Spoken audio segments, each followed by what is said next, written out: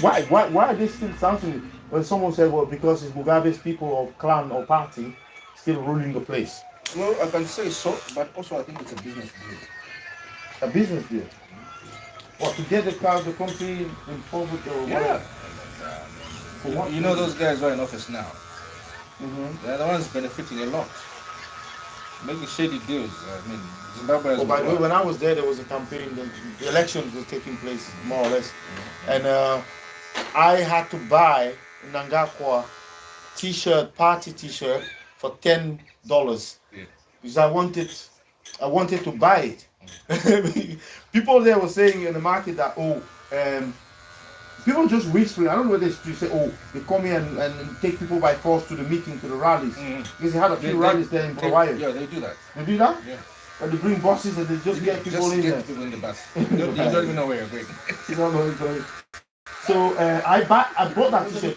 I would have wanted to go there, but somehow I didn't do it. But it would have been a remarkable kind of thing. But it was happening there, right in front of me.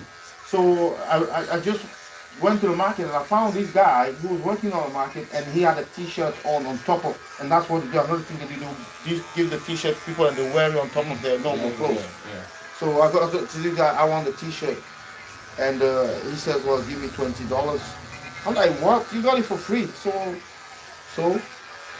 you want it, you give me some money. He can sense that I am not from around there, so he's very confident and comfortable with his request for more money, like well overpriced item that didn't cost him a penny. So I ended up giving him $10. So I got a T-shirt and I was thinking, I don't know whether I actually wore it. I didn't wear it. So I got home and I washed it and I took it and I went to see my in-law. I took it to him. He's a ZANU PF strong. Is he? Yeah? Is it that hard? He was very happy. He would talk. This guy is his schoolmate, like the same age, Nangakwa. They're the same people. He was also in Zambia. Yeah. Together with Robert Mugabe. They were in Zambia. Yeah, he was in Zambia too. That my in-law, he was there. Yeah, in you exile. hear that? Fighting or preparing the fight or whatever. They call them veterans, aren't they? Yeah. Which Zambia took a lot of bashing on behalf of these countries. For playing harbour to these criminals, Yeah. you're gonna call them now. But those criminals in South Africa, if they attack you those days, I don't know now, and check out in your pockets, they find the passport, it's written Zambia, they'll just let you be. The only thing they'll say, you're from Zambia, KK. So they remember the good deeds KK did for them. Right. Mm. Do you think they are educated? The South Africans. No, the South African youth who are getting into now. these. Yes. No, That generation is called no. they don't have that. They don't have that education. They don't have the privilege of being educated. Well, yeah, and I don't think they will ever get educated. It will just be less and less education, and that will significantly fade out, and you won't see that again. Yeah, the Nangakwa, they remember things like it was yesterday. I mean, my in-law, he would tell you stories about when they were there, and it spent like 37 years. These guys spent like years abroad and left their children and their wives sometimes, and family behind.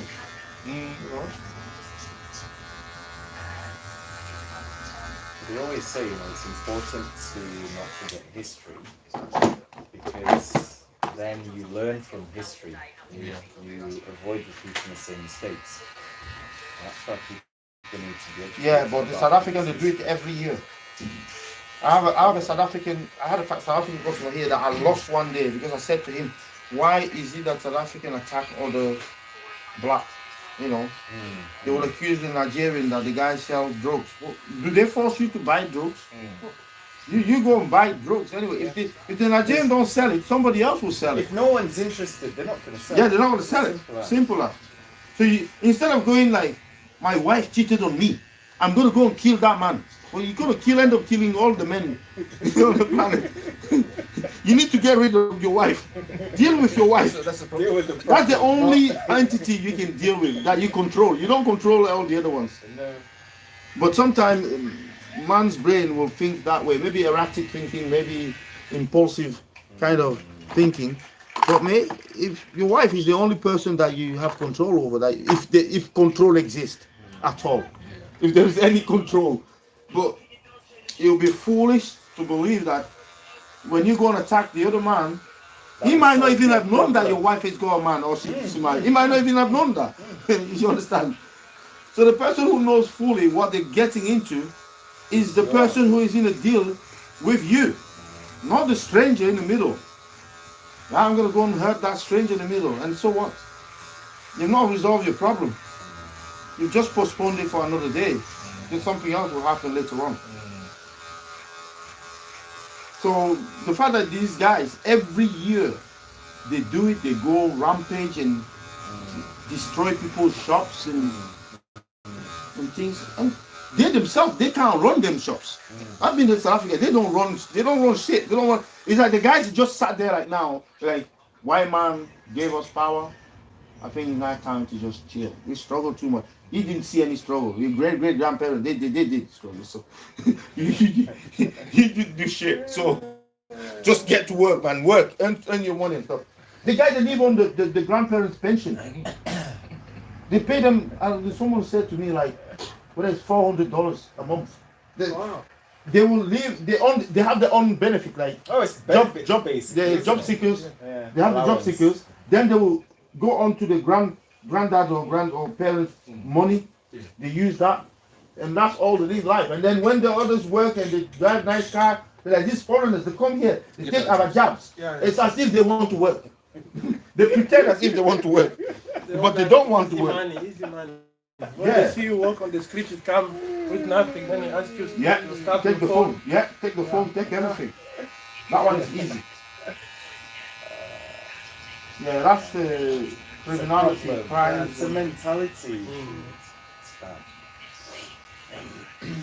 So coming back to the original story, so when I landed there, the guy was saying to me, if these guys would have let the white men do what they were planning to do, what they had maps, they had projects, everything.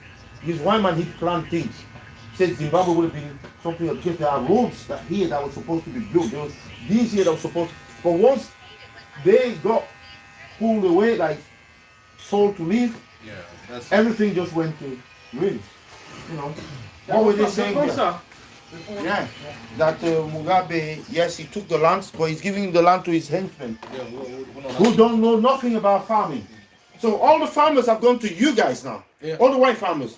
They moved from Zimbabwe and they went to Zambia. And now Zambia is flourishing. Zambia is blossoming. You know. So we'll keep them. It's just that Mugabe had a good idea, but he had a bad method to get to the results. I think it's just one of those things when you're in office, you can only perform at a certain level for so long. After a bit, you just can't can't maintain it. Yes. That's one of the problems that went down in crisis. Yeah, so even the presidents of Namibia, they were in Zambia. There's clearly, it's clearly common knowledge. You want to get away with anything. Just go to Zambia. You know, one time Botswana was going through a crisis.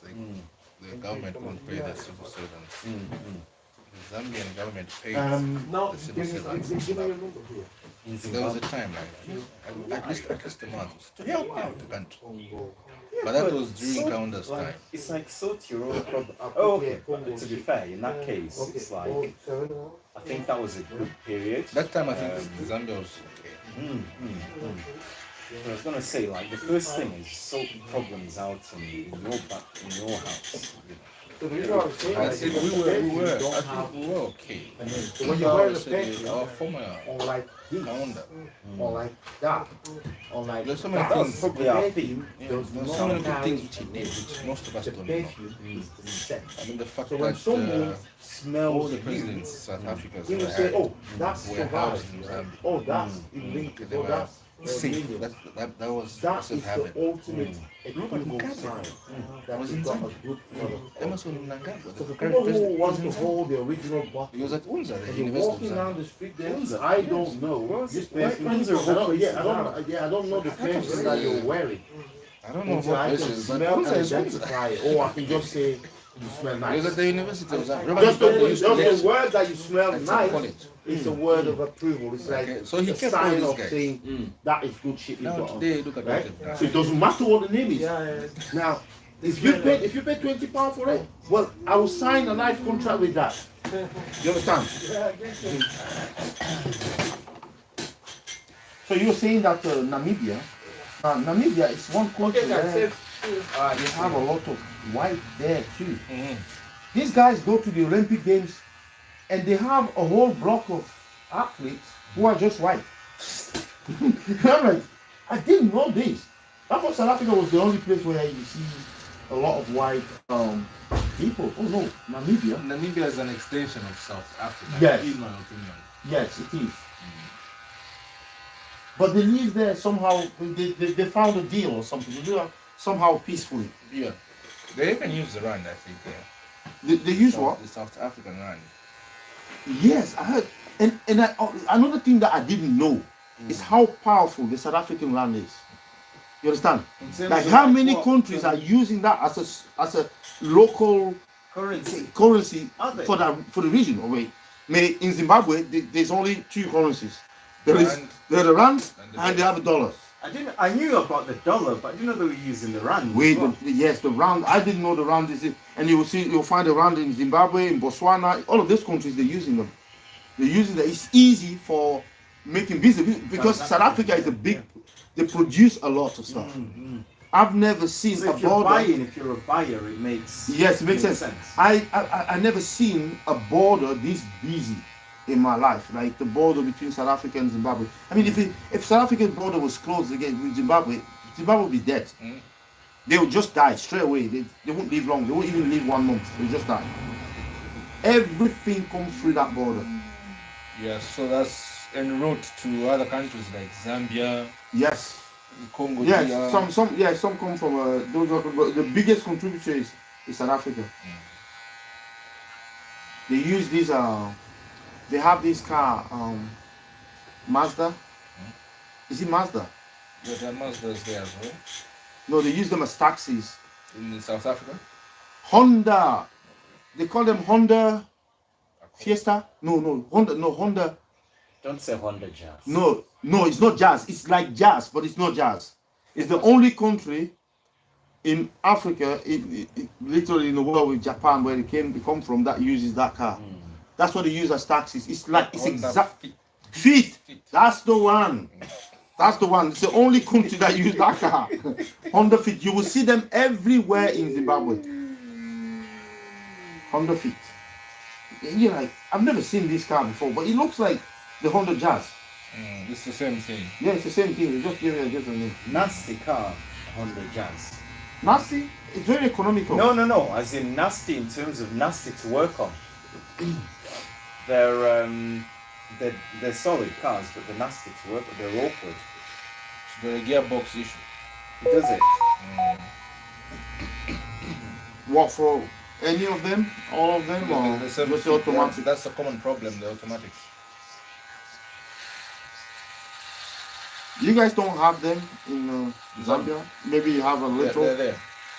Okay. But I think because of the gearbox issue, so I think most people have stopped buying those. So you see the cars that are actually transporting for the urban transportation, like from town to suburbs and stuff like that. In Zimbabwe, they are in the bad make. Whereas in South Africa, they're just like almost brand new. I guess when they finish using them in South Africa, they go to Zimbabwe, and that's where they finish their journey. Yeah, probably.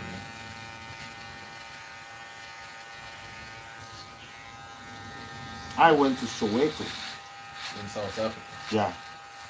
So when we Must went be a there, very big village, guys. huh? Must be a very big place. Yeah, Soweto is massive. They have like I've never- free. I've never There's been. free Sowetos free. It's massive. They have like the stadium. They have extension free, and they have another place. It's free. It's massive. This is me. I'm going to Park Station. You know what Park Station is? Right? I'm going there and I'm saying to this guy, I want to go to Soweto. They say, where in Soweto? You know, I just want to go. See, you can't just wake up like that. You say, I'm going to Soweto. Where in Soweto? So they end up figuring out that I am not from around here anyway. My accent, you speak English when you're in South Africa. It's different from what they speak. No, In terms of accent. the fact that you speak English is telling. What does it tell them? Yeah. You're not from around here. Yeah. At the very minimum, you're Nigerian, right? Yeah, but yeah, but then in a certain way, you must be foreign. If you cannot express yourself in English, you must be foreign. Because if someone from Botswana, he might have a few words to say, even Linjani, or I don't know, some 1 or 2 words say hi or what. But the Englishman, like me, or the non, It's totally not from Southern Africa. yeah, they will know that I'm not from Southern. You know, I'm someone from from further afield. So that's a telltale sign for them. So that's me. I get told, they say, don't venture out there. Don't even go to the market there, near Park Station, all that. There's a market there, right? So you go there, you can get robbed there. Or your phone, don't use this, don't. I'm like, me, have I come here to just sit in a hotel room and look through the window for what's going on outside? You know, I want to feel the ground. I want to. He said, you got robbed, mate. You get robbed. I'm like, hey, I don't care. So the next morning, I'm like, I'm going to Soweto. And this is like, real. You? Yeah, I said, I'm. So this is me. I now wear my England top on. England thing. I've got an England, you know, like the England, like that. For the England one, yeah? So I've got it on. This is such a stupid idea. Because from a distance, you're actually advertising yourself to those guys. And I don't know how lucky I was that day. If somebody robbed me, it was just a taxi driver that was supposed to take me to Soweto. Yeah, he took me there, but then he took literally all the money that I had. Because I had like 200 rand, you know, about 200 rand. I think so. So I said to him, there's a place there. I went to Dagisdale, so I just took one. I wanted to go to Soweto, but they didn't have any car going to Soweto, so I missed the one going to Soweto direct. So the next one I had to go because we had to go back to Zimbabwe anyway. So I had to go make that trip, come back, catch the coach going back to Zimbabwe, and not miss it. So there was another one there going to a suburb somewhere. I said, I'm just going in now. And he was going to Dagisdale. So I get to Dagisdale, I befriend this guy on the thingy, and I'm sitting at the front. And I'm sitting at the front of this guy, and people are just passing me money. And I'm like, what's going on here?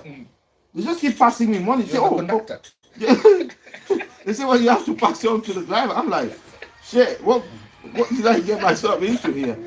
So I see why that seat at the front was avoided by everybody. They would just sit at the back. And I'm sitting at the front, I have to start passing money. So luckily for me, another guy came there and said there. This was a Zimbabwean guy in South Africa. It was a Zimbabwean guy.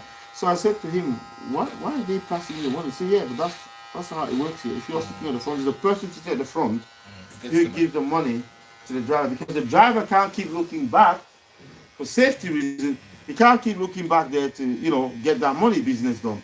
So they found a way, which is through the person who's sitting there at the front. Honestly.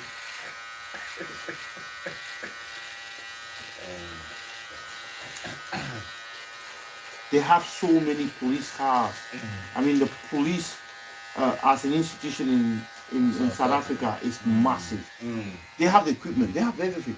They have the guns, they have the cars. It makes sense, though, And they are because everywhere. Criminals are. But guess what? They don't something else in seriously South Africa. tackle criminals. They don't. They do a lot in the corruption.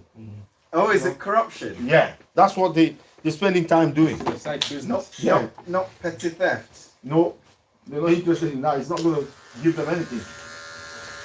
The South Africans don't bribe the police themselves, right? So there's no money to be getting there. Like, if they go and intervene somewhere, they're not going to get any money there. But the motorists are the ones that are easy targets. Right. You want this fluid? I'm almost done here, Callum. How long are you going to be? About a few minutes now. Right, give me two. I need to run the card factory for it. Closes. Oh, I'll okay. be back in a couple of minutes. No problem.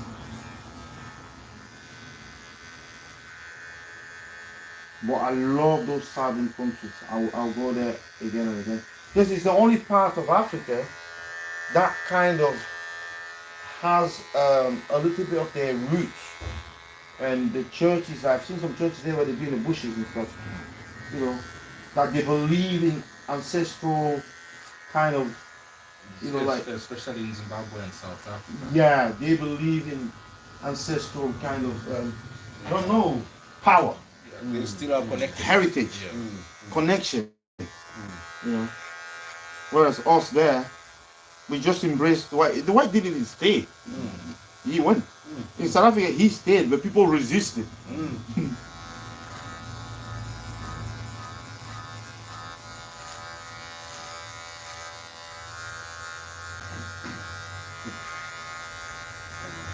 You go to the forest, you see the monkeys there.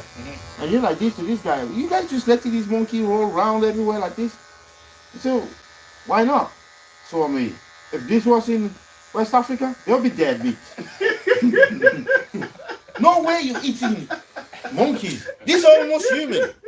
And they believe so. So those monkeys, they just die of natural causes, or they get killed by the other hunters, the predators. Yeah. That's it.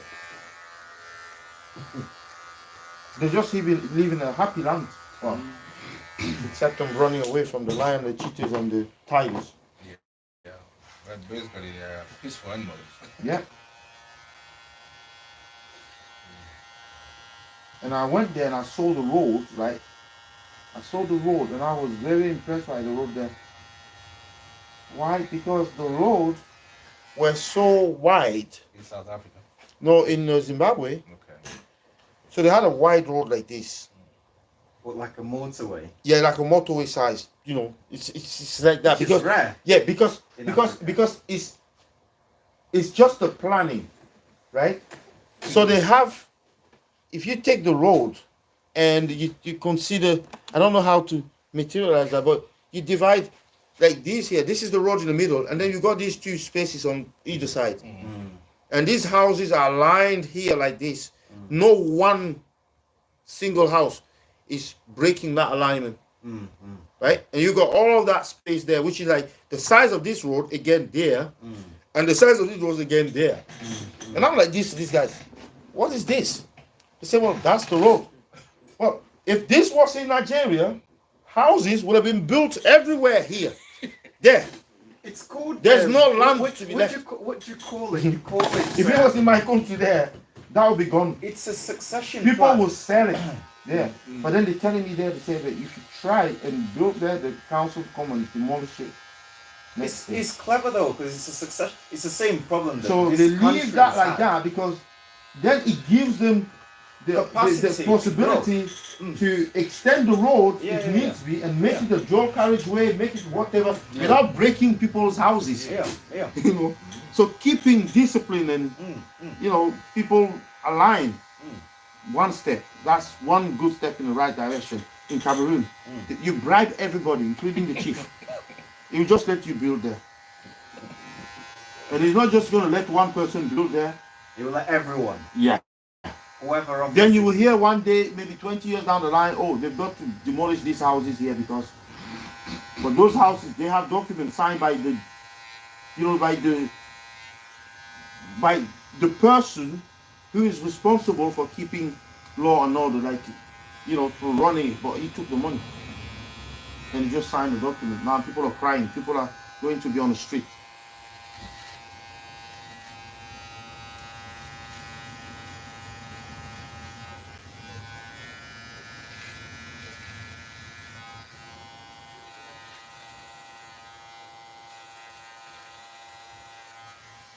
There was another thing that I wanted you to listen to, but this guy is an English guy. Maybe that would be very interesting for you to know. Some perception that you have already, some understanding of life here. The relationship between man and woman, husband and wife. It's something else. I will get you to listen to that guy. And